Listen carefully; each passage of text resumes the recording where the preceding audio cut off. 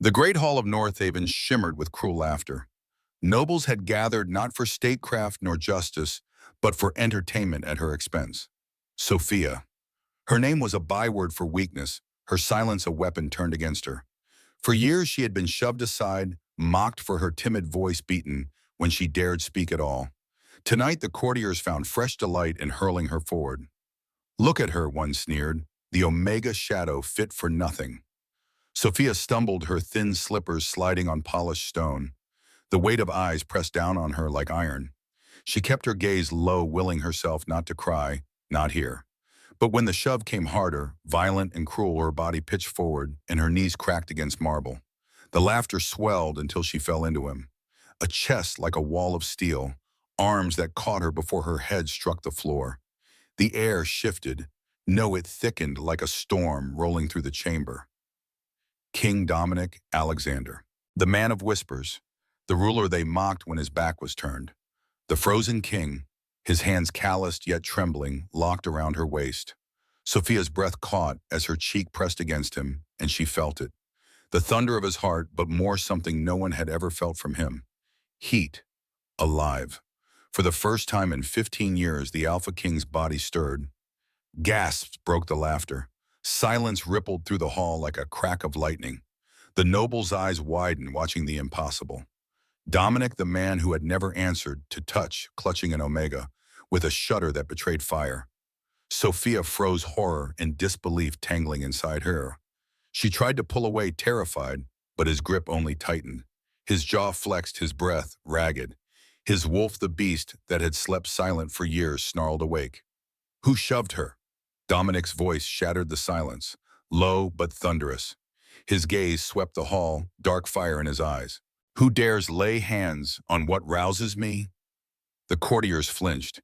The echo of his fury rolled across vaulted stone. Sophia trembled in his arms. This was madness. She was nothing. She was no one. And yet she could feel him, the tremor in his chest, the ache in his breath. She dared lift her eyes and found him staring down at her with something she had never seen before. Hunger, not cruelty, not pity, hunger. Her pulse raced. She tried to speak, but her lips barely moved. Why me?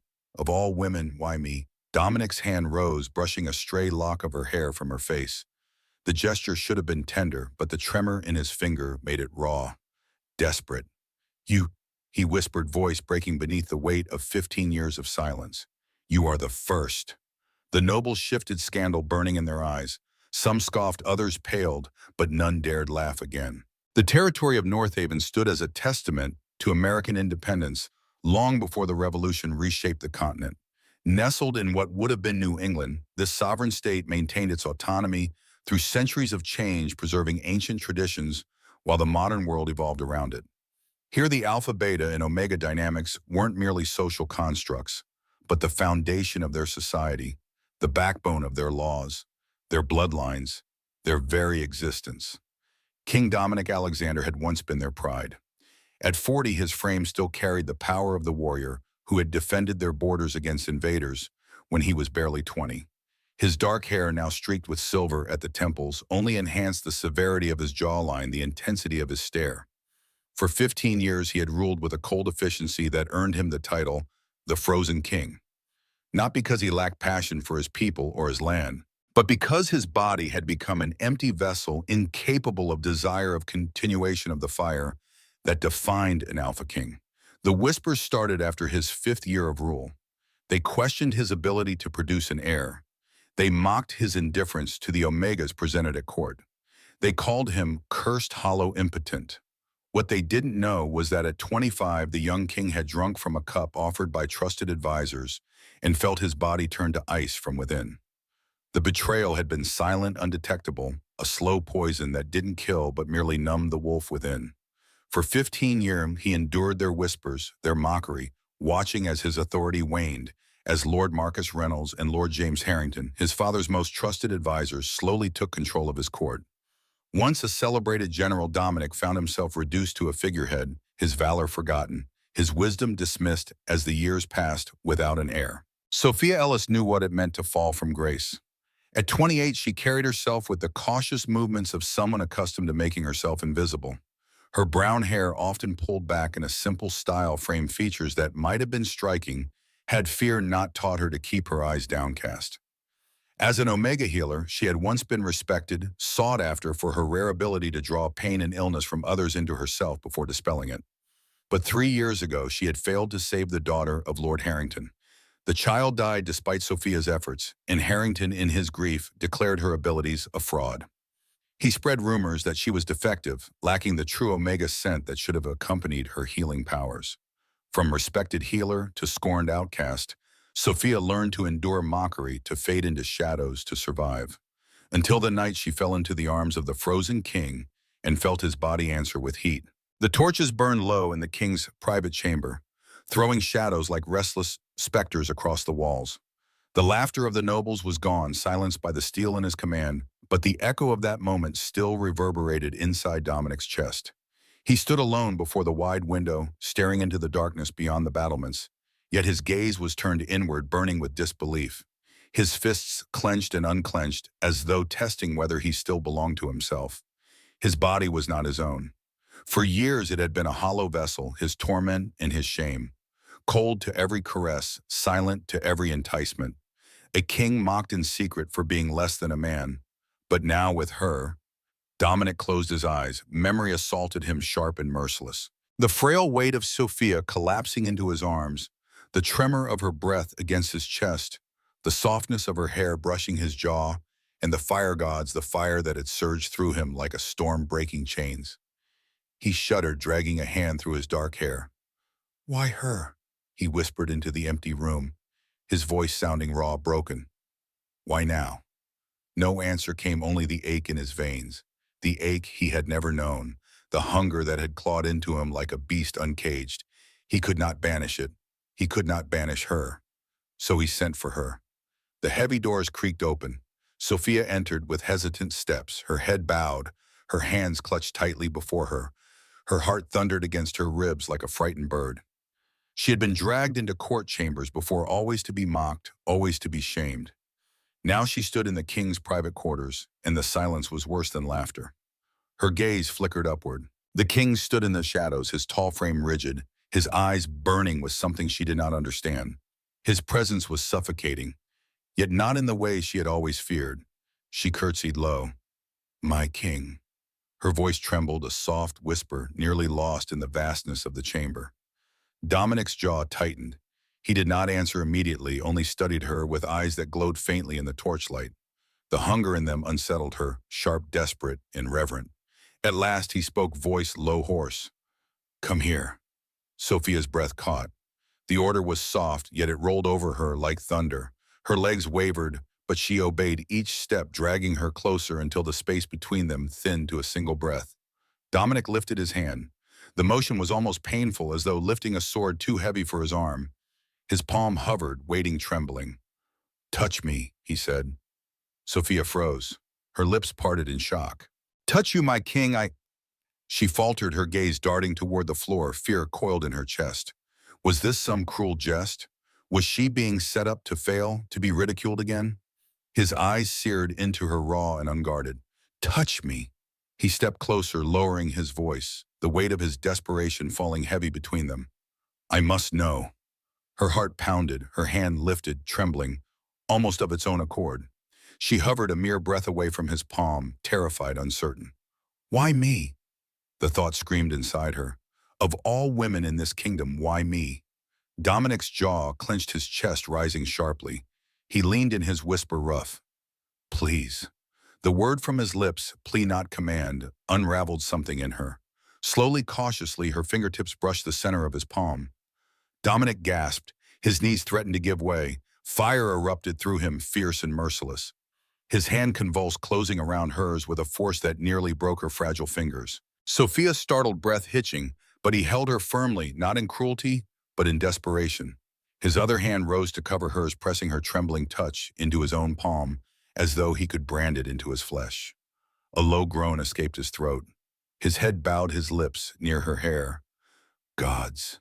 Sophia's pulse hammered. She had felt men's scorn, their contempt, their indifference. Never this, never trembling, shuddering hunger that made a king shake. Her inner voice screamed again. Why me? Dominic lifted his head, his gaze burning, his breath unsteady. You undo me. Her lips parted, but no words came. You are the first, he whispered as if confessing a sin. His voice cracked with the weight of years. No maiden, no noble bride, no beauty draped in jewels has stirred me. But you. He pulled her hand tighter, his thumb trembling over her knuckles. You alone. Sophia's breath caught tears pricking her eyes. His words felt impossible. Yet the truth of them burned in the heat of his grip, in the way his chest heaved as if fighting for air. Her voice barely carried. My king, you cannot mean. I mean every word.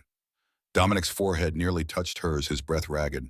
When you touched me in the hall, I thought it a fever dream. But now, his lips hovered dangerously close to hers. Now I know it is real. You are real. The silence between them throbbed heavy and alive. Sophia trembled, caught between fear and a perilous longing. He was a king, a wolf, a man mocked as broken. But to her in this moment, he was simply human, a man unraveling before her touch. Dominic closed his eyes, fighting himself, his body shuddering with restraint. His voice broke raw and vulnerable. If this is madness, then let me be mad, for I will not let go. Not now, not ever. His hand still locked around hers, his lips trembling, a breath from hers.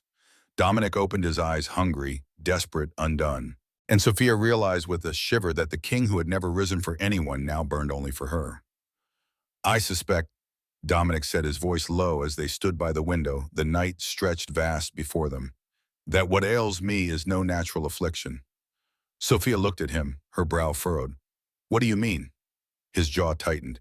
15 years ago, at my coronation, Lord Marcus offered me a ceremonial drink. He said it was tradition that my father had done the same. His eyes darkened. That night, something changed. I felt it, a coldness spreading through me. At first, I thought it was the weight of the crown. But then you could no longer feel desire, Sophia whispered, understanding dawning in her eyes. Dominic nodded, his gaze fixed on the distant mountains. I was 25 in my prime. I had known passion before, but suddenly there was nothing. Empty, hollow. And as the years passed, the court began to whisper. The frozen king, they called me. Incapable of continuing the bloodline. You believe you were poisoned. His eyes met hers, fierce and certain. I know it now, because with your touch, for the first time in 15 years, I feel again. Whatever they gave me, your presence somehow negates it. Sophia's mind raced. As a healer, she knew of herbs and concoctions that could dampen desire, but nothing that could extinguish it completely for years. Nothing except the nightshade elixir, she breathed. Dominic's brow furrowed. What? It's a rare compound forbidden in healing circles. It doesn't kill, but it numbs specific aspects of a person. It can be tailored to target different things, emotions, physical sensations, even specific memories. She hesitated. If someone wanted to control you, to weaken your position as king, by rendering me unable to produce an heir, they undermine my authority. Dominic finished, his voice hardening. Marcus and James has been the true power behind the throne for years, making decisions, while I stand as a figurehead, increasingly ignored and dismissed. But why would I be able to break through this? Sophia asked, genuinely puzzled. Dominic's expression softened as he looked at her. That is what I need to understand. What makes you different? Sophia lowered her gaze, a bitter smile touching her lips. I am defective, my king, or so they say. My omega scent is almost non-existent, which is why I am mocked. As a healer, I should have a strong, calming scent, but I don't. Yet you were a respected healer once. Yes, until I failed to save Lord Harrington's daughter 3 years ago. Pain flashed across her face. I tried everything. I took her illness into myself as I've done for others, but it was too powerful. It nearly killed me, and I couldn't expel it fast enough to return to her. She died, and Harrington declared me a fraud, a defective omega playing at healing. Dominic studied her, seeing past the shame to the strength beneath. Your abilities are real. I can feel it in your touch, a power that calls to something in me. Perhaps, Sophia said quietly, it is because I am different that I affect you differently. The poison they used wouldn't have been designed to withstand something unusual or unexpected. Dominic's hand reached for hers again, his touch lighter now, but no less intense. Tomorrow I will announce you are under my protection. They will not like it. Marcus especially will see you as a threat to his control. Fear flickered in her eyes. My king. Dominic, he corrected softly. When we are alone, call me Dominic. The intimacy of it startled her. Dominic, she tested the name, feeling its weight on her tongue. They will say, I have bewitched you, that I am using you. His fingers tightened around hers. Let them. For 15 years, I have been less than what I am, a shadow of myself. If you are the key to breaking whatever hold they have over me, then I will protect you with everything I have. She trembled, not just from fear now, but from the intensity of his gaze, the promise in his words. Why would you risk so much for someone like me? Dominic's expression darkened, a flash of the powerful general he had once been showing through the years of forced passivity. Because I am tired of being a ghost in my own kingdom, because you alone have awakened something I thought dead, and because his voice dropped raw with emotion. For the first time in 15 years, I remember what it means to truly feel alive. The great hall blazed with morning light as the nobles assembled once more. Gold chandeliers swung above their heads, casting fractured beams across polished stone. Courtiers whispered behind jeweled hands rumors of last night's scandal spreading like fire. The Omega girl. Impossible.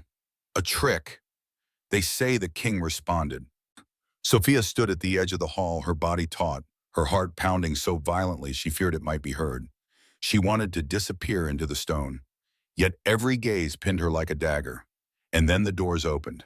King Dominic strode in, tall and unflinching, his dark cloak trailing like a storm behind him. The laughter that once greeted his presence had vanished. Now there was only silence, sharp and waiting. But Dominic's eyes did not sweep the court. They found her instantly. Sophia's breath caught as his gaze locked on hers, unyielding, burning, terrifyingly possessive.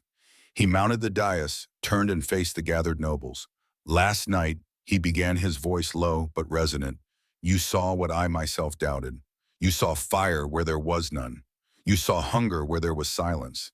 And you saw the one who awakened it. Gasps rippled sharp as daggers. Dominic raised his hand, pointing not to a noble's daughter, not to some jewel-clad bride, but to her. To Sophia, trembling in her plain dress, a shadow among glittering courtiers. She is under my protection. His words rang like iron. From this day, none of you will touch her. None will lay hand nor insult upon her name. She belongs to me. The silence cracked into scandalized murmurs. An Omega. Outrageous. She cannot. One noble dared step forward. Lord Marcus Reynolds, his silver hair and beard, immaculately groomed, his 65 years carried with the dignity of a man who had spent decades in power. His sneer curled his lips. Your Majesty, he said, ensuring all heard with respect. She is nothing, a cast-off. How can she possibly merit such attention from the crown? Dominic's glare struck like lightning. He descended from the dais in a stride, his cloak swirling until he stood nose to nose with the insolent lord. His voice dropped to a growl. You call her nothing. He seized Marcus by the throat, lifting him just enough that his feet scraped stone. Then you mock me as nothing, and that, his grip tightened, the noble gasping for breath, is treason. The court froze, horror-struck. Dominic released the man at last, letting him collapse in a heap, gasping. Dominic's gaze swept the hall, his voice booming now. You call her weak, you call her unwanted, yet she alone makes me strong. She alone stirs the blood of your king. His hand lifted, pointing again towards Sophia. Mock her, and you mock me, and I promise you, never again. The nobles bowed their heads, cowed by the steel in his tone. None dared laugh, none dared whisper further. Sophia's body trembled, her heart raced in terror. Yet beneath it pulsed something strange, something she had never known in all her life. Safety. For the first time, someone stood between her and cruelty. For the first time, the scorn of others did not fall unchecked. Dominic turned his gaze back to her. His eyes softened, if only for her alone. You are mine, that gaze said, and I will break this court before I let them break you. Sophia swallowed hard, her voice shaking only within her mind. Why me? The question haunted her still, but beneath it another whisper rose. If I am nothing, why does he burn only for me? The court bowed in uneasy silence. Yet beneath the stillness, plots stirred. For though none dared defy him openly, the noble's eyes glinted with danger. And Sophia, trembling under Dominic's gaze, knew this was only the beginning. The air of Northaven had changed. Where once the corridors hummed with cruel laughter at their frozen king, there was silence now, silence that crawled thick and uneasy, broken only by the hiss of whispers that vanished whenever Dominic passed.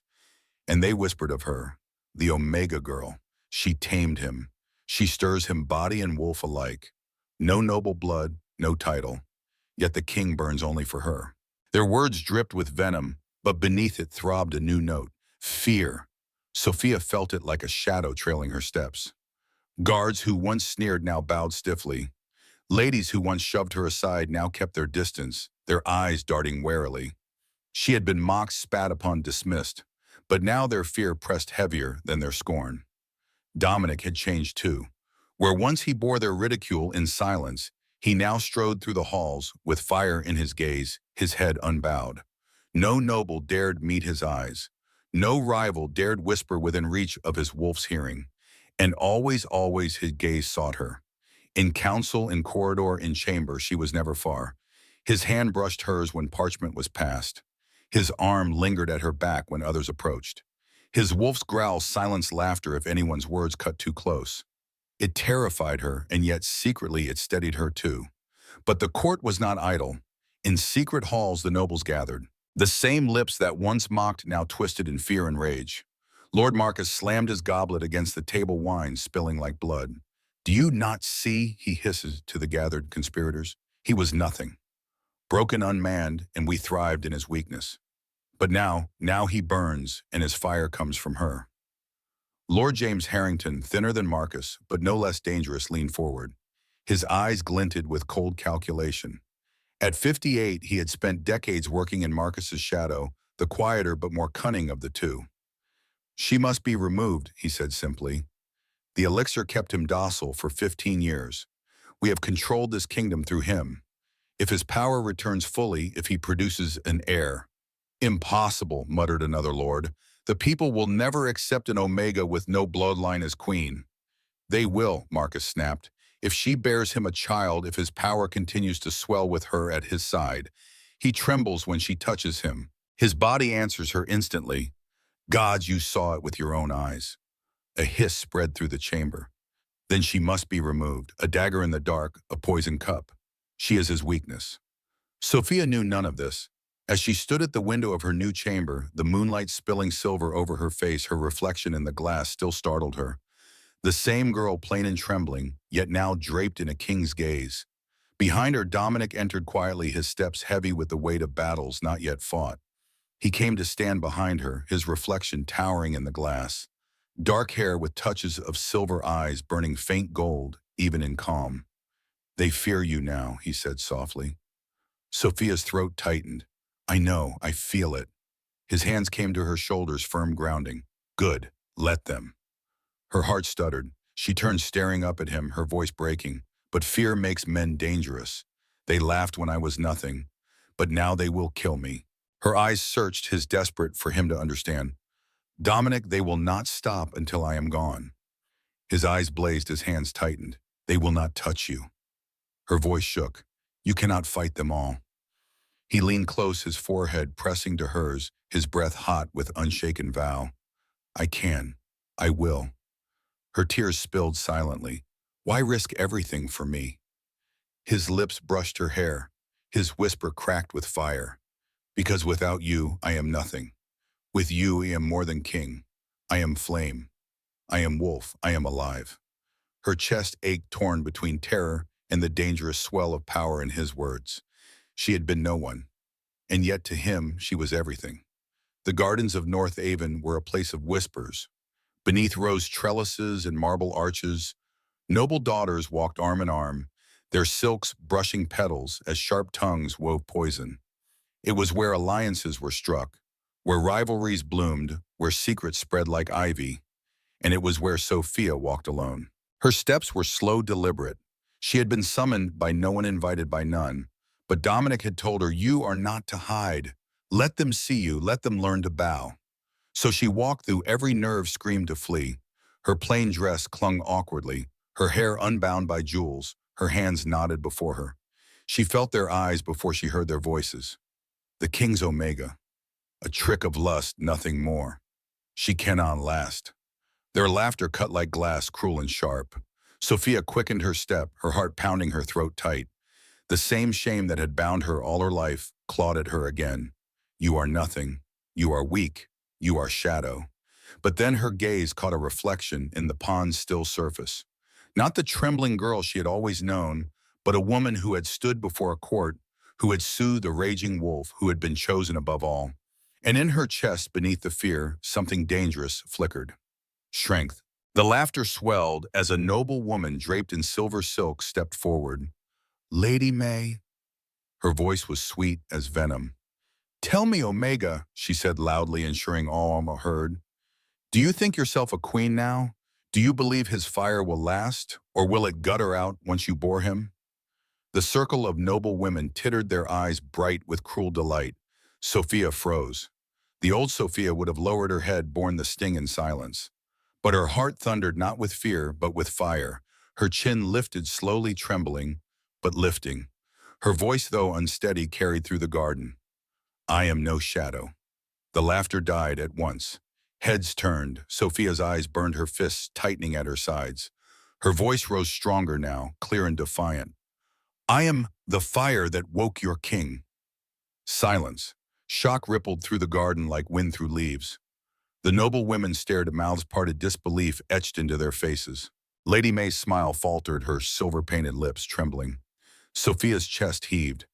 Her whole body shook, but she did not lower her head. For the first time, the words had spilled from her, not in fear, but in truth. I am no shadow, she repeated, voice steady now. I am flame, and flame does not bow. Behind her, the sound of footsteps echoed on the gravel path. Heavy, certain. Dominic. He had come silently, but he had heard. His eyes, burning with gold fire, locked on Sophia with awe. She turned, startled, her breath catching. But his expression was not one of anger or fear. It was pride. Pride fierce and unguarded.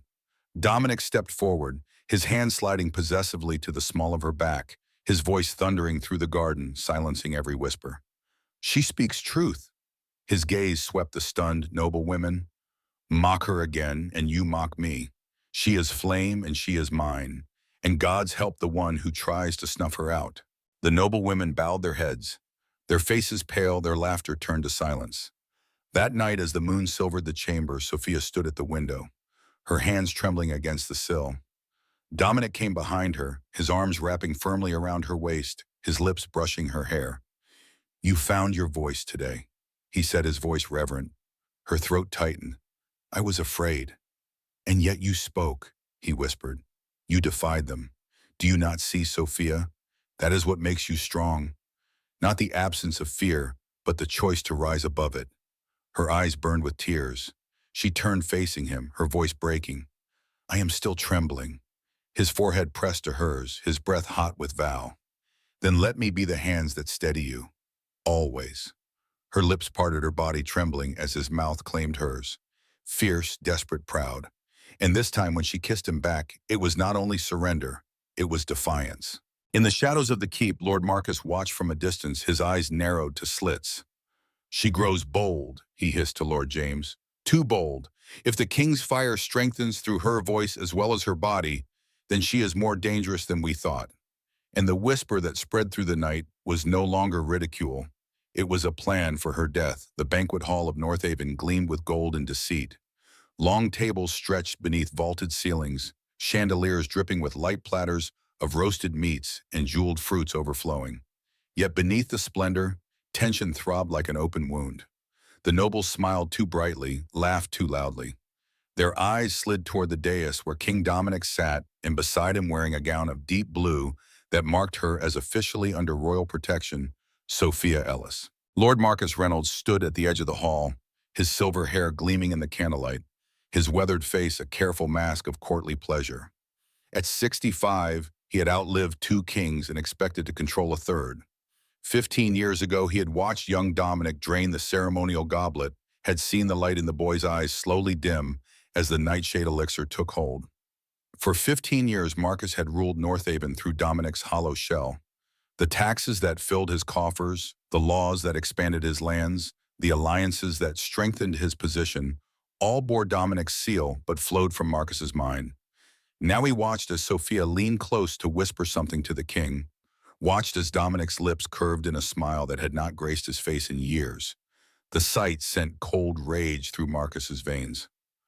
"We acted too slowly," Lord James Harrington murmured at his side. Thinner than Marcus, with sharp features and calculating eyes, James had his own reasons to hate the Omega healer. "She grows more powerful with each passing day." "She is nothing," Marcus replied, but the words sounded hollow even to his own ears. "A defective Omega who failed to save your daughter." James's eyes darkened at the mention of his child. "She failed then, but whatever power she holds now is breaking our hold on the king. The elixir is weakening. Did you not see him in council yesterday? He questioned the tax proposal, demanded reports on the northern territories." His voice dropped lower. "He is remembering who he was." Marcus's fingers tightened around his goblet. "Then we remove her before he remembers too much." Across the hall, Eleanor Blackwood watched the exchange with knowing eyes. At 70, she had survived the court longer than anyone, outlasting 3 kings and countless conspiracies. Her silver hair was arranged elegantly, her posture still straight as a sword despite her years.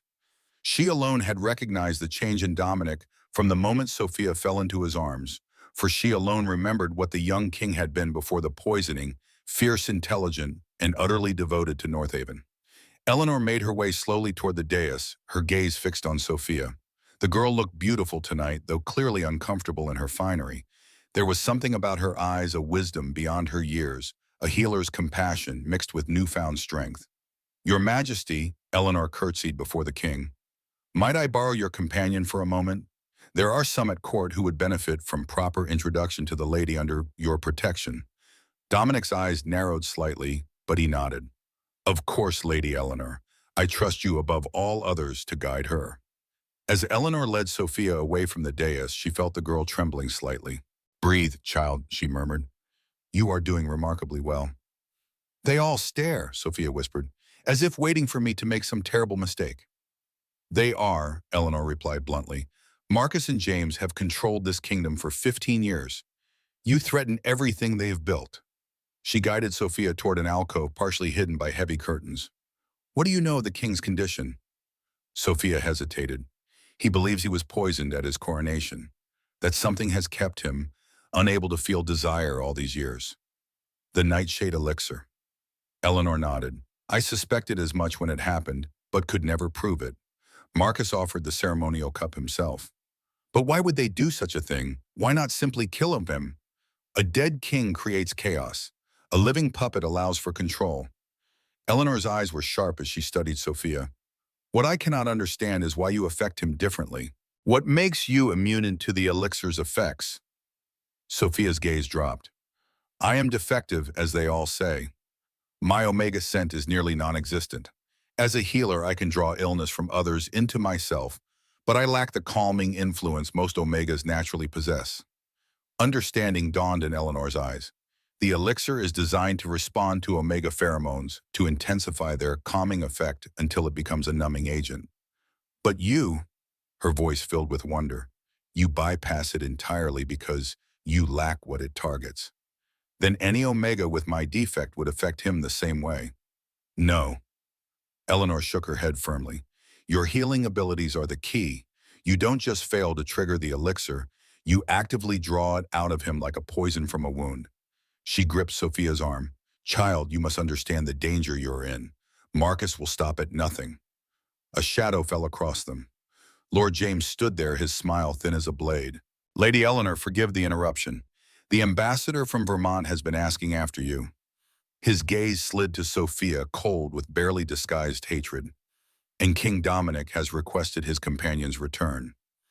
As James led Sophia back toward the dais, his voice dropped to a whisper meant only for her. "I haven't forgotten what you did to my daughter." "I tried to save her," Sophia replied, her voice steady despite the fear clutching at her throat. "I nearly died trying. Yet here you stand while she lies cold in the ground." His fingers dug into her arm. Enjoy the king's protection while it lasts. It won't be forever. At the high table, Dominic watched Sophia's return, sensing her distress even before she reached him. His wolf stirred restlessly beneath his skin, responding to her fear with protective rage. These past weeks, as Sophia's presence gradually weakened the elixir's hold, he had begun to feel more of his true self returning, not just desire, but the strategic mind that had made him a feared general, the sharp intuition that had served him in battle. And what he sensed tonight was danger circling Sophia like vultures around wounded prey.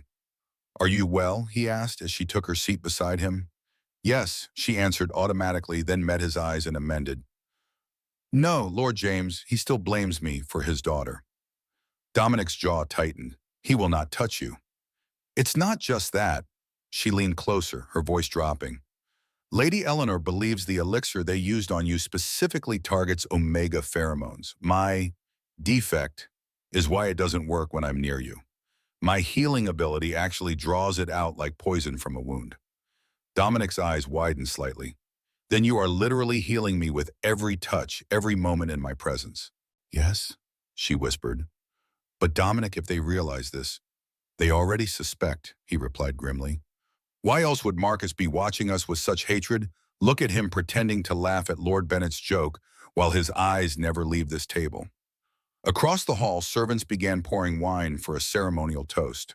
The Vermont ambassador, a tall man with a neat beard, rose to speak of friendship between their territories. Goblets were filled from silver pitchers, the rich red liquid catching the candlelight. When the servant reached the high table, he filled Sophia's goblet first, as protocol demanded for the king's honored companion. Dominic watched the wine pour, and something a slight tremor in the servant's hand. A bead of sweat on his brow triggered the warriors of instinct, long dulled by the elixir, but now reawakening. As Sophia reached for her goblet, Dominic's hand shot out, clasping her wrist. "Wait," he murmured. Her eyes widened, questioning. The ambassador finished his speech, and nobles throughout the hall raised their glasses. "To friendship between our lands." Dominic's gaze locked with Lord Marcus's across the room. The older man's face remained impassive, but his eyes glinted with anticipation. In one swift motion, Dominic released Sophia's wrist, seized her goblet, and drained it himself. Gasps erupted across the hall. For a king to drink from another's cup before the toast was completed violated every protocol. "Your Majesty," the ambassador spluttered. But Dominic barely heard him. Already he felt it, a burning sensation spreading through his chest 1,000 times stronger than the slow poison he had ingested years ago. His vision blurred. His hand clutched the edge of the tablecloths, half-forming, scraping deep into the wood. "No!" Sophia cried, lunging forward as Dominic's body began to convulse. "Dominic!" The hall erupted in chaos. Nobles shouted, some feigning horror, others smirking behind masks of concern. Guards rushed forward, but Dominic's wolf snarled, sending them reeling back. His knees buckled. He collapsed onto the floor, his cloak pooling around him like spilled shadow. Sophia fell with him, cradling his head in her lap, her tears falling hot against his pale skin. "No, please stay with me, please." His eyes fluttered open, gold dimming, fading. His lips parted, breath rattling. "Save her," he managed to whisper before darkness claimed him. The king's chamber had been turned into a battlefield, not of swords and shields, but of breath and silence. Dominic lay sprawled across his bed, his body pale beneath sweat-soaked sheets. His lips had lost their color. His chest rose, shallowly falling in irregular rhythms that terrified Sophia more than if he had stopped breathing altogether. The poison coursed through him, unseen but merciless, dragging him toward a darkness even his wolf could not fend off. Healers swarmed, their hands pressing herbs to his skin, their voices chanting prayers, their potions poured down his throat, only to spill back with his coughs. But Sophia never moved from his side. Her hands pressed his, clutching, as though her grip alone could drag him back from the abyss. Her tears soaked his knuckles, her voice trembling through the fevered haze. "Stay with me," she whispered over and over. "Please, Dominic, stay." Hours stretched like centuries. The healers worked until their voices cracked, but still his fever climbed. Still his body shook with tremors. "Too much venom," one whispered grimly.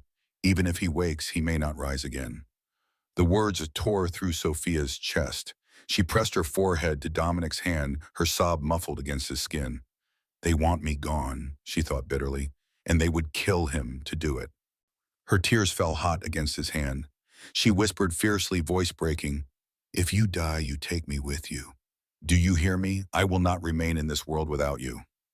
Her words cracked like vows, binding and desperate. And then his fingers twitched. Her breath caught. She froze, eyes wide, staring down. Slowly, weakly, Dominic's hand closed around hers. His grip was faint, trembling, but it was a grip. Her tears fell harder. "You hear me," she whispered, choked with relief. "Gods, you hear me." Through fever and delirium, Dominic drifted.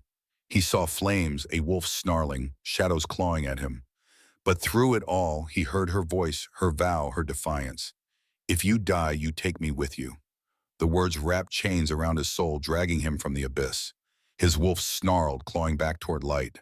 The healers gasped as his body stirred, his chest rising deeper, his lips trembling with breath.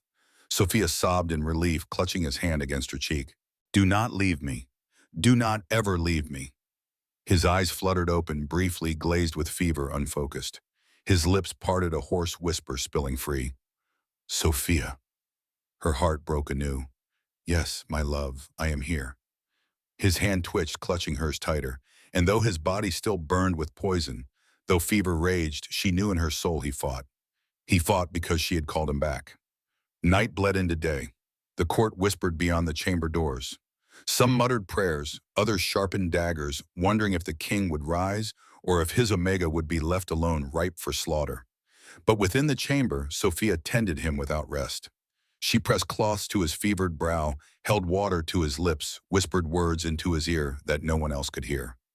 "You are fire," she murmured, "and I am your flame. Do not let them steal us from each other." Each time his body shook, each time his breath faltered, her vow grew fiercer. "I will not let you go." On the third night, as the fever reached its peak, Dominic's body arched violently, his wolf snarling from within, threatening to break free. The healers cried out, retreating in terror. But Sophia clutched his face between her hands, her voice strong, despite the tears. "Come back to me, Dominic. Come back. You are mine, and I am yours." His golden eyes snapped open through the haze, burning wild, desperate. And she knew in that instant their bond had reached its breaking point. If he lived, it would be because of her. If he died, he would take her with him. Lady Eleanor entered quietly, her face lined with worry. "Sophia," she said, her voice gentle, "you must rest. You've not slept in 3 days." "I cannot leave him," Sophia replied, not taking her eyes from Dominic's face. Eleanor approached the bed, studying the king with knowing eyes. "The poison they used, it's concentrated nightshade elixir, isn't it? The same substance they've been feeding him for years, but in a lethal dose." Sophia nodded, too exhausted for a surprise. "You knew." "I suspected. I was there when his father died, too suddenly, too conveniently, leaving a young son unprepared to rule." Eleanor's voice hardened. "Marcus and James have controlled this kingdom for 20 years, first by eliminating King Richard, then by neutralizing Dominic." "How can I save him?" Sophia asked desperately. "My healing ability isn't strong enough for this much poison." Eleanor studied her thoughtfully. "Your gift works by drawing illness into yourself before expelling it. That's why you've been so effective with the daily dose of elixir in his system. But this amount would kill you if you tried to absorb it all at once." "I don't care," Sophia said fiercely, "if I can save him." "Listen to me," Eleanor gripped her arm. "You must do it gradually. Draw a little poison each hour, expel it, then draw more. It will take days and it will weaken you terribly, but it might save you both." Sophia nodded, determination hardening her features. "Show me how." For the next 12 hours, Sophia worked tirelessly. She placed her hands on Dominic's chest, closed her eyes, and drew the poison into herself, feeling it burn through her veins, making her gasp with pain before forcing it out through her palms into bowls of water that turned black with toxin. Each session left her weaker, paler, but she persisted. By dawn of the 4th day, Dominic's fever had broken. His breathing steadied. The tremor stopped. But Sophia could barely stand. Her face had grown gaunt, her eyes shadowed with exhaustion and pain. "You've done enough," Eleanor urged. "The worst is past. He will recover now." "Not until every drop of poison is gone," Sophia insisted, her voice barely audible. "Not until he is free." She placed her hands on his chest one final time, summoning the last of her strength. The poison burned worse than ever as it entered her black and vicious, a concentration of 15 years of subtle toxin. Her body convulsed. She bit her lip until it bled, refusing to cry out. Just as darkness began to claim her vision, she felt strong hands gripping her wrists. Dominic's eyes were open clear for the first time in days, blazing gold with alarm. "Sophia, stop," he commanded, his voice hoarse but strong. "I must finish," she gasped. "The poison is gone," he insisted, pulling her hands away from his chest. "I can feel it. My mind is clear. My wolf is free." His gaze softened as he took in her condition, the pallor of her skin, the trembling of her exhausted body. "But you've nearly killed yourself to save me." Tears spilled down her cheeks as relief and exhaustion overwhelmed her. "You heard me," she whispered. "In the darkness. You heard me calling you back." His hand rose to cup her cheek, his thumb brushing away her tears. "I heard you," he confirmed, his voice breaking with emotion. "You said if I died, I would take you with me, and I could not bear that thought." He pulled her down gently until she lay beside him, both of them weak but alive. "So I fought my way back. For you, for us." Sophia curled against him, her body finally surrendering to exhaustion. "They will try again," she murmured, sleep already claiming her. Dominic's arms tightened around her, protective and fierce. "Let them try," he growled, the wolf in his voice stronger than it had been in 15 years. "This time I will be ready." The hall was heavy with shadows when Dominic returned to council 1 week later. His body still carried the pallor of poison, his steps slower than before, but his eyes burned brighter than ever. His wolf prowled just beneath the surface, golden fire flickering in his gaze. At his side walked Sophia, still weak but determined. Her head was no longer bowed as it had been those first days at court. She walked with quiet dignity, her hand resting lightly on Dominic's arm, drawing strength from his presence as he drew strength from hers. Whispers curled like smoke as the nobles bent stiffly in false respect. They had tried to kill her through him. They had failed. Now they reached for a sharper blade accusation. It was Lord James who stepped forward, and first his face a mask of concern that did not reach his eyes. "Your Majesty, all rejoice at your miraculous recovery. We feared the worst when that servant fled after poisoning your wine." "How convenient," Dominic replied coldly, "that the servant disappeared before he could be questioned about who gave him the poison." James's smile tightened. "Indeed, an investigation is underway." "I'm sure it is."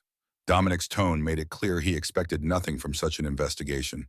Lord Marcus moved to stand beside James, his silver hair gleaming in the torchlight.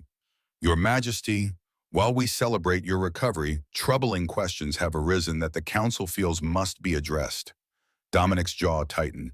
"Speak them, Marcus. Do not play at shadows." Marcus's gaze slid to Sophia, his lips curved in a thin smile.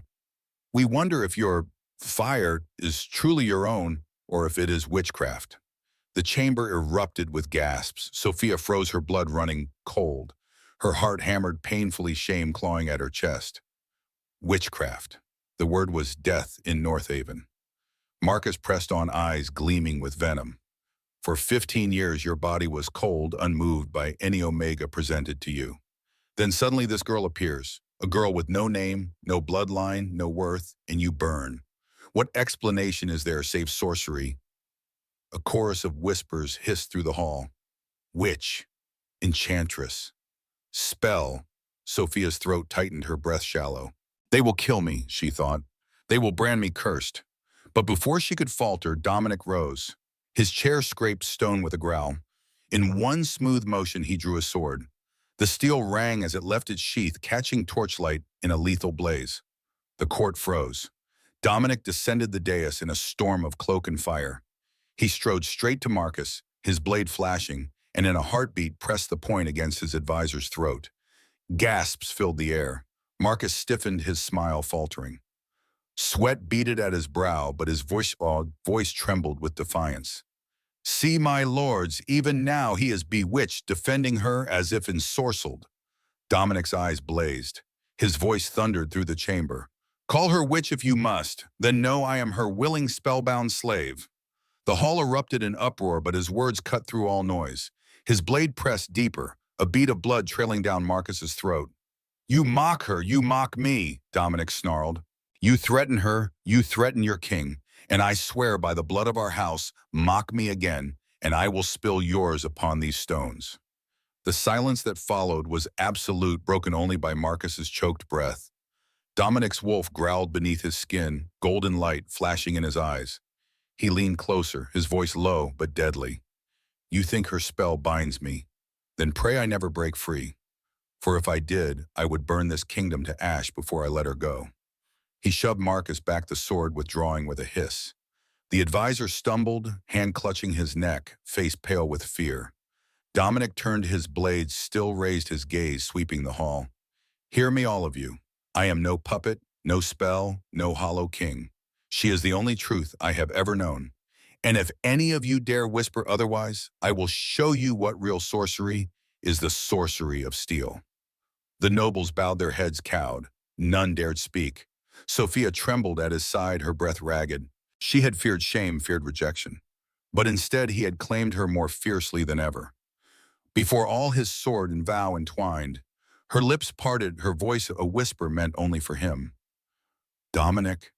His eyes softened when they found hers, the fire dimming only slightly.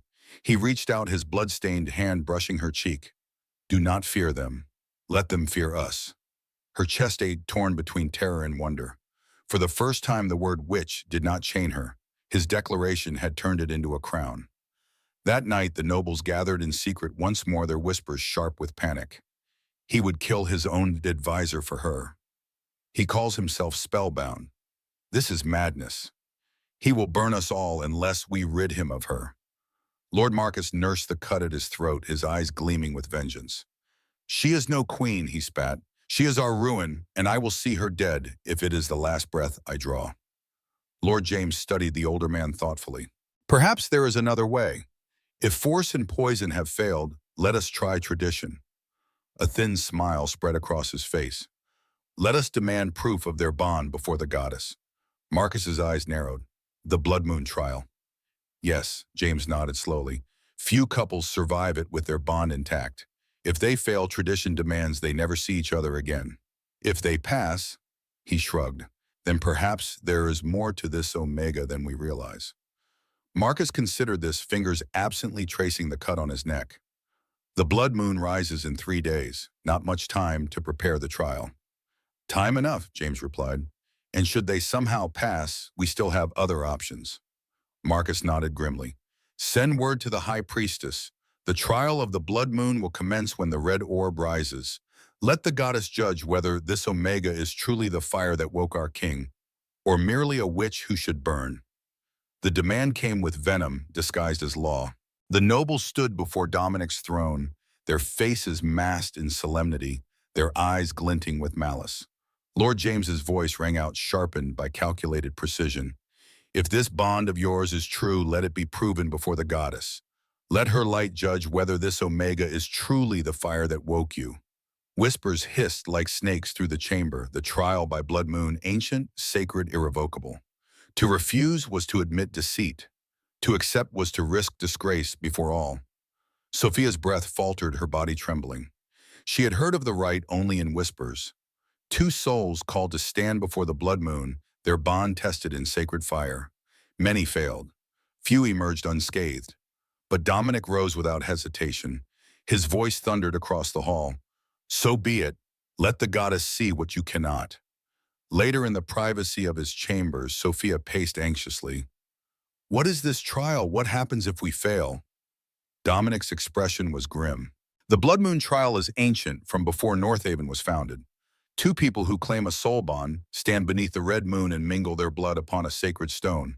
If the bond is true, the mingled blood will glow with inner fire. If false, it turns black. And if it turns black, his eyes met hers, heavy with the weight of tradition. We would be forbidden from ever seeing each other again. You would be banished from Northaven. Fear clutched at her heart. Have you ever seen a successful trial? Once, he admitted, when I was a boy. Most fail. Then why accept the challenge?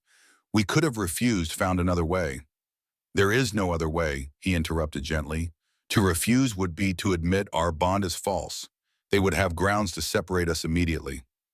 Sophia sank onto a chair, her hands trembling. What if we fail? What if whatever is between us isn't what they consider a true bond? Dominic knelt before her, taking her hands in his. Sophia, look at me. When her eyes met his, he continued, his voice steady with certainty. From the moment you fell into my arms, something inside me that had been dead for 15 years came alive again. Every day since your presence has drawn more of the poison from my system, awakened more of my true self. If that is not a soul bond, then I don't know what is. But what if the goddess doesn't see it that way? She whispered, voicing her deepest fear. What if I am just a defective omega who happens to counter their poison? His hands tightened around hers. Then the goddess is blind, and I will defy her too. The fierceness in his voice gave her courage, but doubt still lingered. I've never believed in soul bonds, she admitted quietly. As a healer, I dealt in flesh and blood, in concrete remedies. The idea that two souls could be destined for each other always seemed like a noble's fantasy. Dominic's expression softened. What do you believe in, then?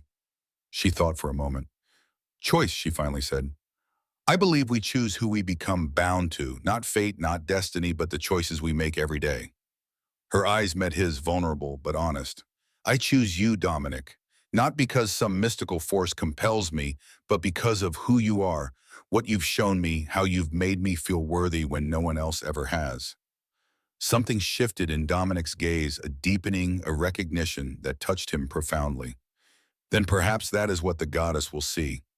Not some predetermined bond, but the choice we've made to stand together against everything that would tear us apart. He leaned forward, pressing his forehead against hers. I choose you too, Sophia Ellis.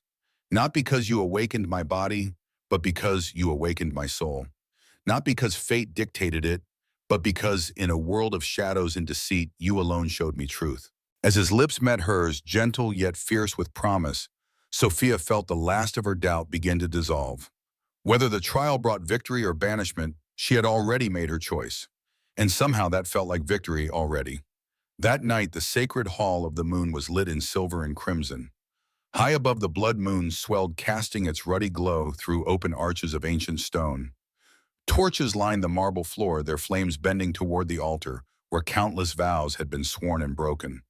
The ceremonial stones, worn smooth by generations of supplicants, bore the faint stains of trials past, most ending in separation and exile. The court gathered in silence, their silks whispering, as they pressed close, eager for scandal, for failure. Even the ambassadors from Vermont and Massachusetts stood among them, summoned as witnesses to what many believed would be the final humiliation of their once feared neighbor. Sophia stood at Dominic's side, her hands trembling, her heart racing so violently she thought it might burst.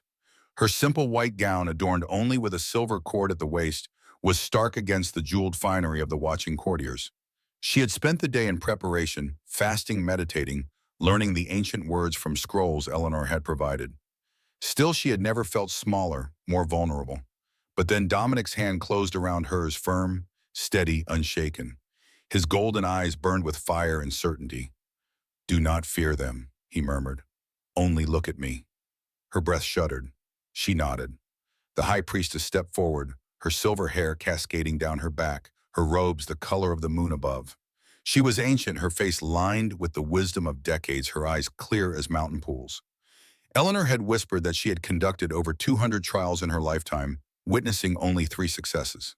This sacred rite dates back to before Northaven existed. The priestess explained, her voice carrying across the hushed chamber, when our ancestors still roamed as wolves beneath the moon.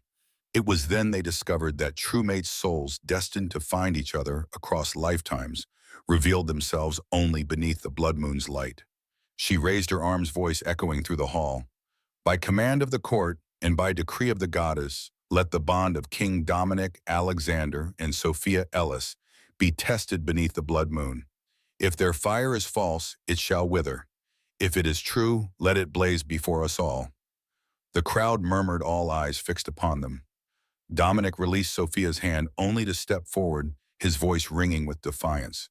I was mocked as hollow, called unmanned, cursed as broken. But before the goddess, I swear this woman alone woke my fire. He drew a dagger from his belt. Without flinching, he dragged it across his palm. Blood welled crimson in the moonlight. He held it high. By this blood I vow she is mine. The priestess turned to Sophia. And you, child? Sophia thought of all she had lost: her reputation as a healer, her standing in society, the simple dignity of walking without mockery. Then she thought of all she had found in Dominic's eyes, worth strength, purpose. The scales were not even close. Her hands shook as she took the blade. The metal was cold, heavy. She thought of the whispers, the scorn, the endless years of being nothing. And then she thought of his lips whispering against her throat, "You are my first, my last." With trembling breath, she cut her palm. The sting barely registered through the storm in her chest. She lifted her blood-stained hand. By this blood I vow, he is mine. The priestess gestured to the ancient stone pedestal between them. Now bear not just blood, but soul. Lay hand to hand, and let the moon judge.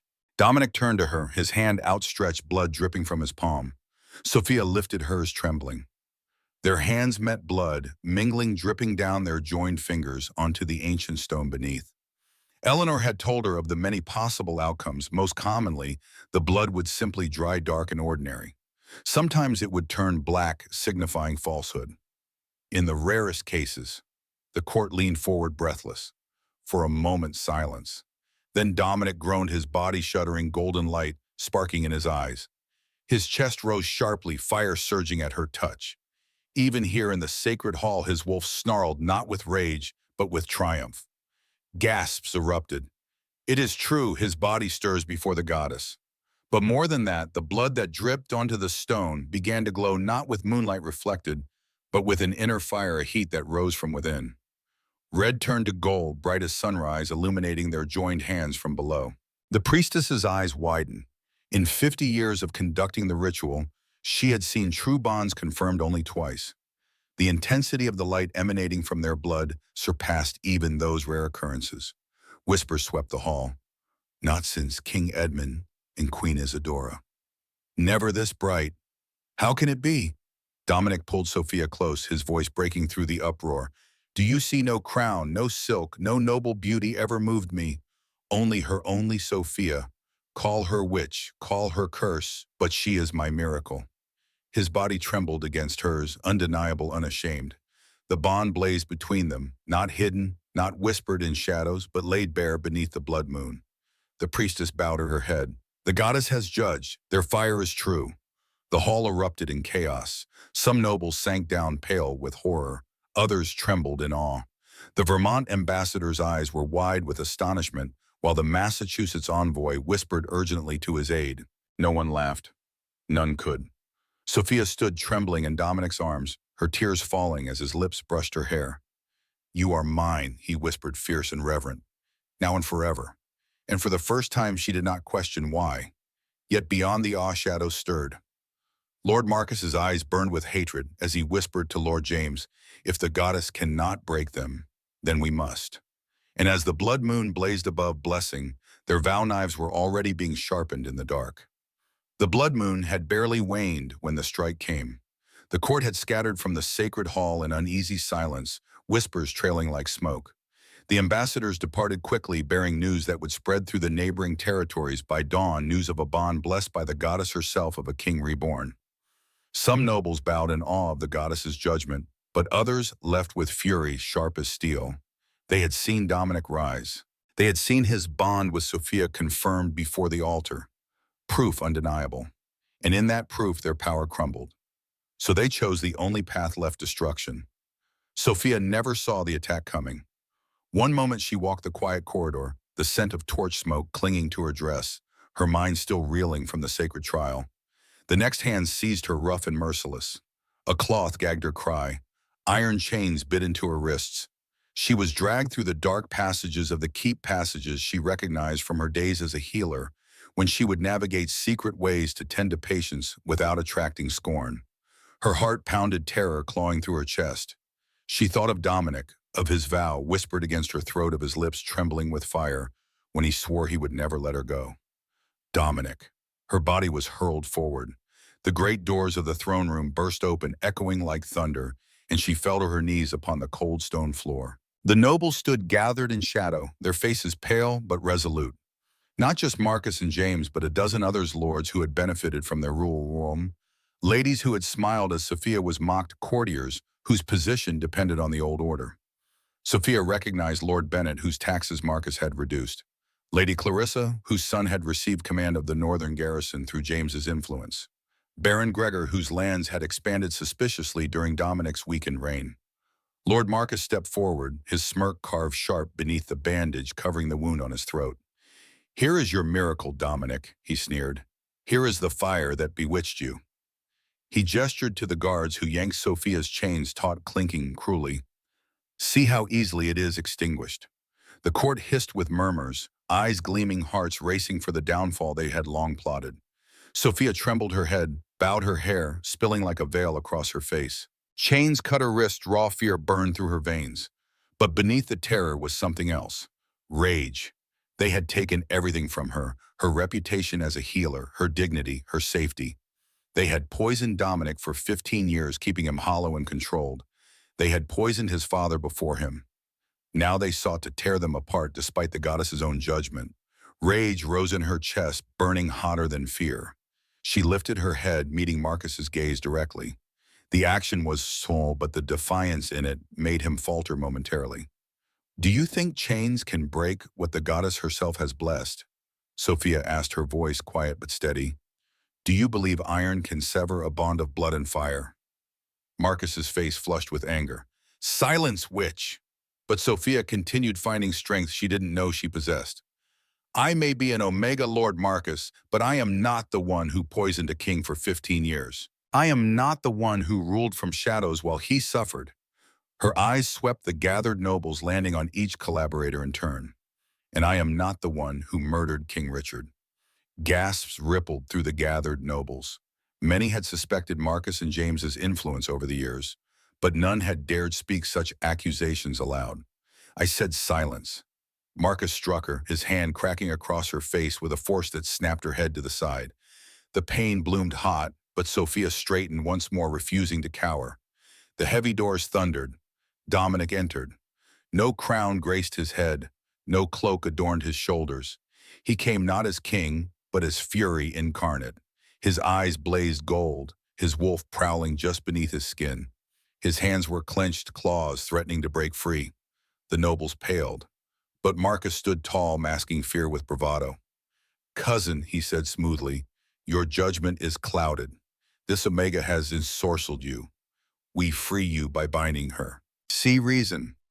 Dominic descended the dais in silence. Each step cracked against the stone, heavy and final. His gaze locked not on Marcus, not on the court, but on Sophia. She lifted her head, trembling. Her cheek reddened from the blow, her eyes shimmering with tears, and in them he saw everything, her terror, her defiance, her vow. His voice broke the silence, low and deadly. "You dare chain what freed me," Marcus faltered. "She bewitched you." Dominic's roar cut him off. "On this floor I was broken. In her arms I was reborn." The court trembled. He reached her in 2 strides. His hands seized the iron links, his muscles corded, his wolf snarling through him. With a guttural cry, he ripped the chains apart. The metal snapped, clattering to the stones, not with magic, but with the raw strength of a warrior king whose true power had returned. Sophia gasped, collapsing into his arms. His body enveloped hers, his wolf's growl vibrating through her bones. His lips pressed to her hair, fierce and trembling. "Never again," he whispered hoarse. "Never will they bind you." The hall erupted. Nobles shouted. Guards surged forward, some loyal to Marcus, others uncertain. Then from the side entrance came Eleanor Blackwood, followed by soldiers bearing the royal insignia, men who had once served under General Dominic in the northern campaigns of Finis. They formed a barrier between the royal couple and Marcus's faction. Marcus raised his hand. "Caesar, seize them both." But Dominic's wolf broke free. Golden fire blazed in his eyes, his roar shaking the chamber. He struck with fury, unbound his sword, flashing his claws, shredding steel. Guards fell, chains shattered, nobles scattered like leaves before a storm. Through it all, Sophia clung to him, her heart pounding. She had seen his wrath, his hunger, his desperation. But never this, never the beast unleashed for her alone. He carved a path of ruin, his voice thunderous as he dragged her to his side before the throne. "She is my fire, my queen. Touch her again, and you will know what it is to burn." The chamber fell to silence, trembling in awe and terror. Lord Marcus stumbled back, his face pale, his voice breaking. You, you damn us all. Dominic's sword raised his eyes ablaze. No, you damn yourselves, for you sought to chain what the goddess herself blessed, and now you will pay the price. Blood stained the throne room floor. Chains lay broken at Dominic's feet, and as he held Sophia close, his body trembling, his voice broke low enough that only she could hear. They will never stop, not until one of us falls. Sophia pressed her cheek to his chest, tears falling, whispering back, "Then let us fall together or rise together, but never apart." The aftermath came swiftly. Guards loyal to Dominic, men who had served under him when he was a general, veterans who remembered his victories at Blackwater Ridge and Stone Valley, secured the throne room. Marcus and James were taken to the dungeons along with their most vocal supporters. Others who had remained silent during the confrontation were placed under house arrest until their loyalties could be determined. Lady Eleanor moved through the chaos with quiet efficiency, gathering trusted servants, sending messengers to allies long silenced during Marcus's shadow reign. As the eldest noble in court, her authority helped stabilize the sudden power vacuum. "I should have spoken years ago," she told Sophia, as they tended to Dominic's wounds from the confrontation. "I suspected what they did to King Richard, the gradual weakening, the sudden decline. It was too similar to how they controlled Dominic. But without proof." She shook her head regretfully. "At least now we can right these wrongs." In the king's private study, Dominic paced like a caged wolf. Maps were spread across the table borders, territories, garrisons. His mind, freed from the fog of poison, had immediately returned to strategy. The military commander who had defended Northaven's borders was now prepared to defend his throne. Marcus has allies in the northern provinces, he explained to Captain Thorne, the veteran who had led the loyal guards. His cousin controls the garrison at Frost Harbor. Ensure it's surrounded by dawn. Sophia sat near the fire, a physician tending the raw wounds on her wrists where the chains had cut deep. "Forgive me," Dominic said, pausing his planning to kneel before her. His voice was tight with self-recrimination. "I should have anticipated this. I should have protected you better." "You couldn't have known they would move so quickly after the trial," Sophia replied, "or that they would dare defy the goddess's judgment so openly." The physician finished bandaging her wrists and departed with a bow. Dominic took her hands gently in his own. "They will be tried for treason," he said. "Marcus and James both. The evidence of their crimes stretches back 20 years. Sophia studied his face, seeing the weight of realization there. "Your father," she said softly. "You believe they killed him?" Dominic nodded grimly. "I was too young, too grief-stricken to question it then. But now, looking back, his sudden illness, how quickly Marcus moved to isolate me, the ceremonial cup at my coronation." His jaw tightened. "I remember my father's strength, his clear eyes and steady hand. Then within days, he was bedridden, his mind clouded. They've been poisoning me since the day I took the throne, keeping me docile while they ruled in my name. What will happen now?"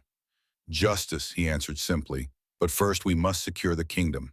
There will be those who remain loyal to Marcus, especially in the northern provinces where his family holds land. We must move carefully." A knock at the door interrupted them. Eleanor entered, her face grave but composed. "Your Majesty, the guards discovered this in Lord James's private chambers." She held out a small leather-bound book. "It appears to be a record of the elixir dates, dosages, effects observed." Dominic took the journal, his expression darkening as he scanned the pages. 20 years, he said quietly. "My father's illness, my own condition, all documented in James's own hand." Eleanor nodded. "There's more. A servant has come forward, the one who mixed the wine for your coronation. He's willing to testify that Lord Marcus ordered the nightshade elixir added to your cup alone." "And the ambassadors?" Dominic asked. "What news?" "They departed at first light," Eleanor replied. The Vermont envoy seemed genuinely impressed by the Blood Moon trial. The Massachusetts representative was more reserved, but promised to convey what he witnessed faithfully. Sophia watched the emotions cross Dominic's face. Anger, pain, vindication. "With this evidence," she said, "no one can question the justice of your actions." "No," Dominic agreed, "but many will question you, Sophia." Despite the Blood Moon trial, Despite everything, there will be those who resist accepting an Omega of no noble birth as their queen. Sophia's breath caught. Queen. Dominic's eyes met hers, serious and intent. Yes, if you will have me. If you will have this burden. She hesitated, overwhelmed by the enormity of what he offered. Dominic, I know nothing of ruling. I was a healer, and even that position was taken from me. How can I be a queen? The same way you faced Marcus with chains on your wrists, he replied, with courage and truth. His hands tightened around hers. I need you, Sophia, not just for my heart or my body, but for my soul. For 15 years, I've been half alive, my kingdom slipping away while I stood and frozen. I won't rule alone again. Eleanor watched them with knowing eyes.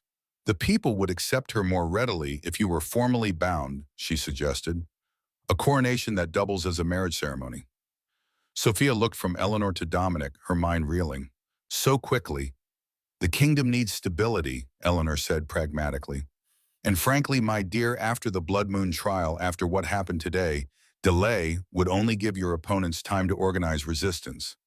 Lord Nathaniel in the western provinces has already sent word, Captain Thorne added. He pledges loyalty to the king and his chosen queen, but warns that several noble houses are watching closely. A decisive action would rally those who were too frightened to oppose Marcus before. Dominic searched Sophia's face. I would wait if you wished it. I would court you properly with time and patience. But Eleanor is right. We stand stronger together, formally united. Sophia thought of all that had happened since she fell into his arms that first night. The whispers, the poison, the trial, the chains. Through it all, Dominic had stood between her and cruelty, had seen value where others saw nothing. And she had given him back his fire, his freedom, his true self. Yes, she said finally, I will be your queen, not because it's practical or politically expedient, but because I choose you, Dominic Alexander. In a world that gave me nothing but scorn, you gave me dignity. You gave me strength. The smile that broke across his face was like sunrise after endless night. He pulled her close, his kiss fierce with promise and joy. Eleanor cleared her throat discreetly. I'll begin the arrangements immediately. 3 days should be sufficient to prepare. We'll send riders to all provinces, inviting witnesses from every region. The more eyes that see your union blessed, the fewer who will dare oppose it later. As she departed, Dominic held Sophia's gaze, his expression sobering. There is one more thing we must discuss, Marcus and James. Their punishment. Sophia tensed. They committed treason. The law demands execution. Yes, and part of me wants nothing more than to see them pay with their lives for what they've done to my father, to me, to you. His jaw tightened. But I've spent 15 years as their puppet, and I won't begin my true reign with more blood. What are you suggesting? Exile, he said. Strip them of lands, titles, wealth. Send them across the border with nothing but the clothes on their backs. Let them live with the knowledge of what they lost, what they could have had if they'd served loyally. Sophia considered this. As a healer, she had been trained to preserve life where possible. Yet these men had tried to kill them both, had poisoned Dominic's father, had kept him enslaved for 15 years. Some would call it mercy weakness, she said carefully. Mercy where justice demands death. Let them. I've been called weak for 15 years while these men ruled through me. True strength lies not in killing, but in choosing when to spare the sword. He took her hand. What do you think, as my future queen, your counsel matters? Sophia thought of James, his hatred of her for failing to save his daughter. Of Marcus, his hand striking her face, his voice condemning her as witch. Part of her wanted them to suffer as she had suffered, but a greater part recognized the wisdom in Dominic's words. Exile, she agreed finally, but with conditions. They must confess their crimes before the court. All must know what they did and why you act with mercy despite their treachery. And they must be separated, sent to different territories, never to communicate again. Dominic nodded, impressed by her political instinct. Your conditions are wise. Let this be our first royal decree together, justice tempered with mercy, strength shown through restraint. And the healing academy I once dreamed of establishing, Sophia added a new confidence in her voice. I want to revive it, open it to all with the gift regardless of status or lineage. Her eyes grew distant with vision. And I want to name it after James's daughter Emma, to honor what was lost and ensure something good comes from tragedy. Surprise flickered across Dominic's face, followed by deep admiration. You would honor the child of your enemy. She was never my enemy, Sophia said softly. She was my patient, my failure. I couldn't save her then. Perhaps in this way, her memory can help save others. Dominic drew her to the window where the first light of dawn touched the eastern sky. Below, the city of Northaven was stirring to life, unaware of the night's events, unaware that everything had changed. A new day, he murmured. For us, for Northaven. 3 days later, the throne room had never been so silent. Where once it had echoed with laughter at an impotent king, now it shook with the weight of awe and fear. Nobles lined the hall, their silks heavy, their faces pale, their eyes fixed not on the crown that gleamed upon the altar, but on the woman who would soon wear it. Sophia, the bullied Omega, the scorned shadow the girl dragged in chains. Now she stood robed in white and crimson, her hair unbound to gleam like fire beneath the torches. Her palms, still faintly scarred from the blood, Val trembled at her side. Her heart thundered as though it might shatter her chest. The hall was filled beyond capacity, not just courtiers but emissaries from every province of Northaven.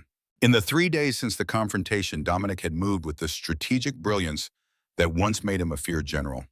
Those loyal to Marcus had been contained. Those who wavered had been offered amnesty in exchange for renewed vows of fealty. Those who had suffered under the old regime had been elevated. At her side, Dominic stood tall, his dark cloak flowing like a storm. His hand brushed hers, grounding steady. His eyes burned gold, his wolf of mane and unyielding beneath his skin. He had been mocked. He had been poisoned. He had been broken. But now he was king reborn. And she was the fire that made him so. The high priestess's voice echoed across the hall. Before the goddess, before this court, before all who dwell in Northaven's walls, we crown not one sovereign this day, but two. For as the king burns, so too must his queen. Behind the altar stood Marcus and James, stripped of finery, their faces haggard from days in the dungeon. As part of Sophia's conditions, they had been brought to witness the coronation before their exile. Their public confession had left the court in stunned horror. The murder of King Richard, the poisoning of Prince Dominic, 15 years of manipulation and control. Now they stood broken, watching their schemes crumble. The priestess lifted the crown gold wrought with flames of ruby and diamond. Once it had felt heavy even upon Dominic's head. Now it glowed like fire itself, waiting for its rightful place. The priestess turned. Kneel, Sophia. Sophia's breath caught. She lowered herself, her knees pressing to the cold stone. Her eyes burned with tears. Her head bowed. Memories crashed through her. Mockery in the garden's chains biting her wrists, poison staining Dominic's lips, whispers of witch, and nothing. And then his voice, I was broken. In her arms, I was reborn. Her tears fell freely as the crown descended. Dominic stepped forward before the priestess could finish. His hands caught the crown. Gasps rippled through the hall. He turned, facing the court, holding the crown high in his hands. His voice thundered, each word shaking stone and bone alike. She is my only flame. His golden eyes blazed, sweeping the chamber. I was a king mocked for silence. She gave me voice. I was a man called hollow. She gave me fire. I was a body thought dead. She gave me life. His voice broke fierce with love and fury. If this kingdom doubts her, then it doubts me. If it scorns her, it scorns its king. And if it dares raise hand or whisper against her, then it declares war against its own crown. The nobles bowed trembling. None dared speak. Dominic turned. Slowly, reverently, he placed the crown upon Sophia's head. Her breath shuddered. The weight pressed against her brow, not crushing, but steadying, as though it had always belonged there. She lifted her gaze, meeting his, and in his eyes she saw not a king, not a wolf, but the man who had begged her touch in trembling whispers, the man who had drunk poison to save her, the man who had torn chains apart with bare hands to hold her. Her king, her flame. Dominic leaned close, his lips brushing hers, his voice low but carrying through the silence. Rise, my queen. Sophia stood, her body trembling, her crown gleaming. The hall bowed, and then Dominic pulled her into his arms and kissed her. It was not the kiss of ceremony, not the stiff touch of duty. It was fierce, desperate, consuming fire. unquenchable, the kiss of a man who had once been mocked for impotence and now burned so hotly the world itself bowed. The court gasped, some in scandal, some in awe, but none could deny the truth. His body stirred for her even here, before all his hunger unashamed, undeniable. Sophia's tears spilled as she clung to him, her lips trembling against his. The bullied Omega, who had once whispered, "Why me?" now stood crowned, her fire blazing so bright no chain could ever bind her again. When their lips parted, Dominic's voice rang out once more, final as a vow carved in stone. "Our reign begins not in silence, but in fire, not in shame, but in desire unquenched. She is my queen, and through her, I am forever king." The chamber erupted not in laughter, not in scorn, but in a roar of submission. The nobles bent their knees, the court lowered their heads, and the fire of their reign blazed into history. 6 months passed. Spring softened Northaven's harsh edges, blossoms drifting through the courtyards where once only whispers had grown. The Emma Harrington Healing Academy stood near completion, its stone walls and wide windows a testament to Sophia's vision. Already young Omegas with healing gifts had begun their training, guided by masters Sophia had personally selected for both skill and compassion. In the great hall where Sophia had first fallen into Dominic's arms, a different gathering now took place. Representatives from Vermont, Massachusetts, and other neighboring territories stood in a formal attire, their expressions respectful as they discussed trade agreements, border securities, and mutual aid. The Vermont delegation has particular interest in our healing methods, Lord Nathaniel reported to Dominic. Once a quiet supporter silenced by Marcus's regime, he now served as ambassador to the Northern Territories. They've offered to exchange their expertise in herbal lore for access to the Academy's training. Dominic nodded thoughtfully. A fair exchange. What of Massachusetts? They've been hesitant since the change in leadership. Less so now, Nathaniel replied. Your military reforms have impressed them. Reorganizing the garrisons, promoting based on merit rather than connections, it reminds them of your father's approach. Across the room, Queen Sophia moved with a grace that belied her humble beginnings. Her crown, smaller than the ceremonial one, but no less significant, caught the light as she bent to speak with an elderly ambassador. Her hand rested unconsciously on her growing belly, where the heir to Northaven's throne developed beneath her heart. The news of her pregnancy had spread through the territories like wildfire.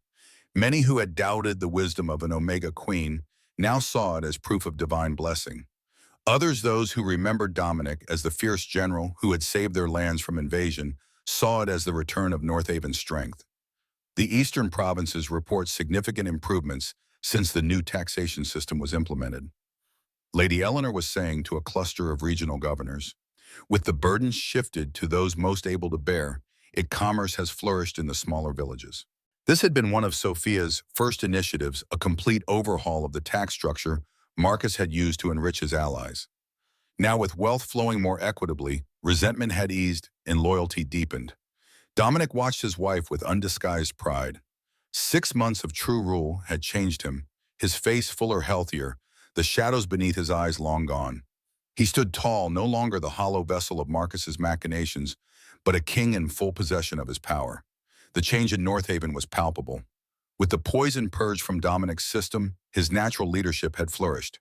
The army respected him as the general he had once been. The council, now purged of Marcus's supporters and expanded to include voices from all classes, responded to his vision for a more equitable kingdom. But the most profound transformation was in Sophia herself.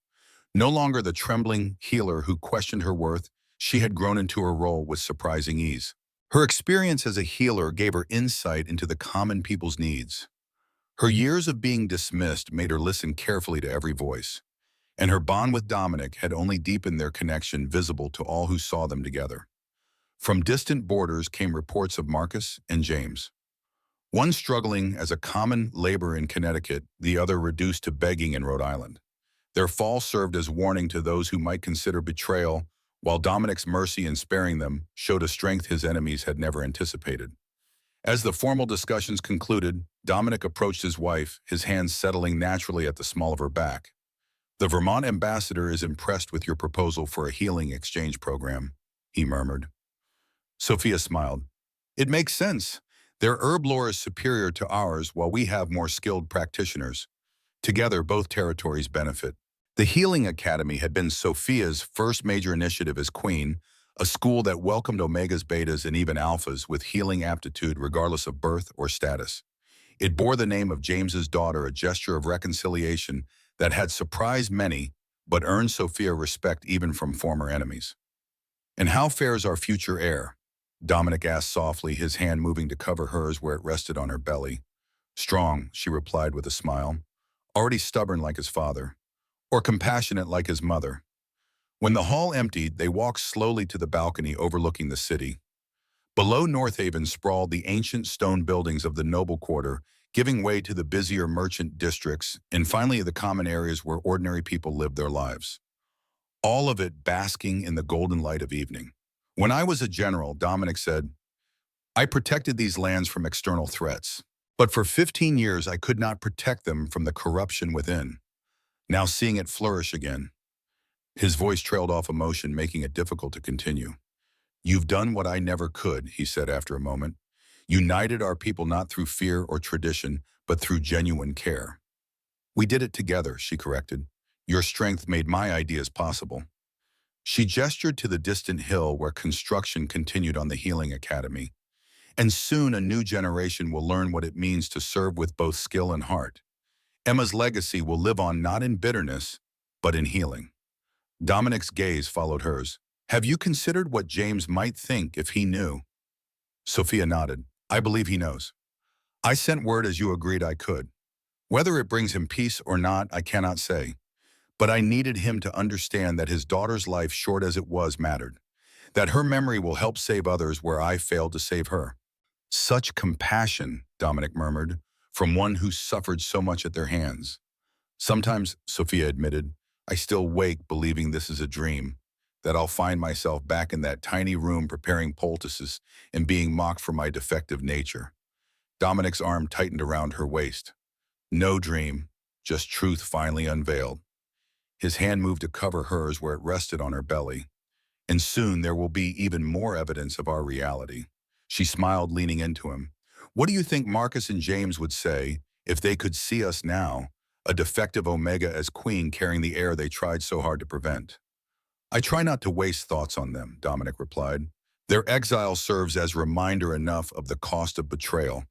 But I suspect they would hardly recognize either of us or Northaven itself." It was true, the changes they had implemented in 6 months had transformed the kingdom. Laws protecting Omegas from abuse. Reformed taxation that eased burdens on the common folk. Open council meetings where citizens could bring concerns directly to their rulers. "Do you ever regret it?" Sophia asked suddenly. "Choosing me, the scandal, the resistance, the battles we've had to fight?" Dominic turned her to face him, his golden eyes serious in the fading light. "Not for one moment. You gave me back my life, my kingdom, my soul. Without you, I would still be a shadow on that throne ruled by men who poisoned my father and enslaved my will." His hand cupped her cheek thumb, tracing the curve where once Marcus had struck her. "You asked me once, why me? Do you remember?" She nodded. "I didn't have a complete answer then. I knew only that you awakened something in me when nothing else could. But now I understand fully." His voice softened with certainty. "It was always meant to be you. Not because of fate or destiny, but because your strength matched mine. Because your healing nature was the perfect counter to their poison. Because your compassion balances my ferocity." Sophia's eyes filled with tears, but they were different from the tears she had shed in those early days. Tears not of fear or confusion, but of completion. "From nothing to everything," she whispered. "From shadow to flame." Dominic's lips met hers, gentle but firm with promise. When he drew back, the setting sun caught his crown, turning the gold to living fire. "No longer shadows," he agreed. "New and forever we are flame." Below them, Northaven settled into evening, a kingdom transformed not by violence or conquest, but by a bond that had survived poison chains and the judgment of the goddess herself. A testament to what becomes possible when one recognizes worth, where others see nothing, when strength awakens after years of forced sleep, when the wisdom of experience is finally valued again, when shadows at long last become flame.